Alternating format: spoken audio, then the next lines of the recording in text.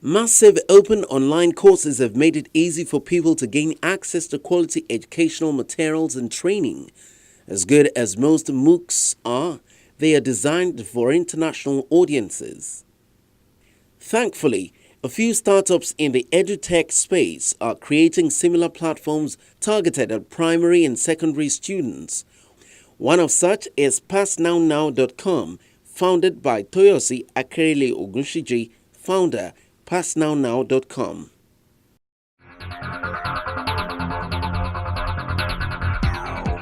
So the state of education in Nigeria today, what would you say about it? Chukwemeka, I'm very worried about the state of Nigeria's education. And it's normal because sometimes, we're building corporations, we're talking about the strength of the private sector.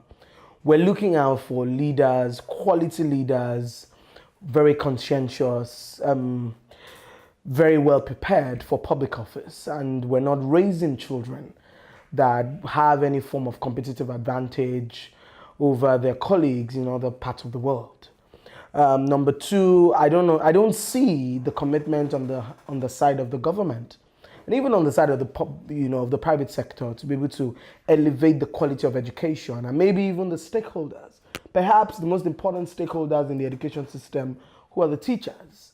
I would like to see be in a country where teachers are as highly paid and given equal remuneration, equal respect and regard, as much as bankers, doctors, and lawyers, and other, very prestigious, professionals are. I believe that number one, in Nigeria today, the people who become our teachers are people who've searched for jobs everywhere and didn't decide that, well, we're going to be teachers. Number two, you have very unqualified teachers who many times are not even as good as the students they're teaching in class. Number three, you've then got highly demotivated teachers who do not feel like stakeholders in a process where they're supposed to be the most primary, people that you that are consulted by the government, by the parents, and by the, by the private sector. So you think about all these issues and then you wonder the quality of the schools. You think about children that are learning, sitting on the floor in very terrible, terrible environments where no form of wholesome learning can happen in those spaces. And then you want to put those children side by side, the child in Ghana, in Finland, in Canada, in the UK, and in the US, and other countries of the world that are prioritizing education. Just a few weeks ago, you probably heard that in Rwanda, public schools, private schools are shutting down because the quality of public schools have increased drastically and significantly. And I don't know how Nigeria would remain or continue to earn the title of being the giant of Africa. How do you think we can take full advantage of today's technology?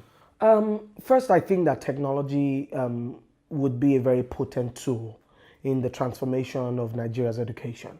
Because I think, number one, we need to begin to look at democratizing access to quality education content for children, especially the ones who come from low-income families, in low-income communities, rural communities. Now, you think about the fact that schools are not even, we have inadequate schools that would cater to the needs of Nigerian children. Take Lagos, for example, 21 million people.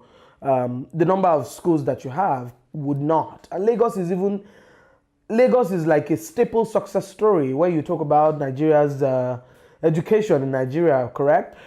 Then you need to think about the real rural communities in the east and the north and other parts of the country. So technology would, number one, democratize that access, because you would now begin to embrace the concept of self-oriented learning environments that do not restrict children or teachers to physical spaces or physical schools or physical infrastructure for them to be able to learn. Number two, you begin to think about how technology would create personalized learning. So children are able to learn at their own pace, read ahead, prepare ahead of the teachers, ahead of class. And number three, you think about the concept of disruptive innovation, how technology has impacted various sectors in Nigeria, financial technology, payments, e-commerce. But you think about how health care and education are, the two areas that are really suffering. One, because they require huge resources, huge, widespread commitment, from multi-level commitment, from administrators, from various stakeholders. It costs a lot of money to be able to put content together. Yes, but many on the public or the policy side will argue that it's expensive setting up such infrastructures with technologies. What do you think? It's not as expensive.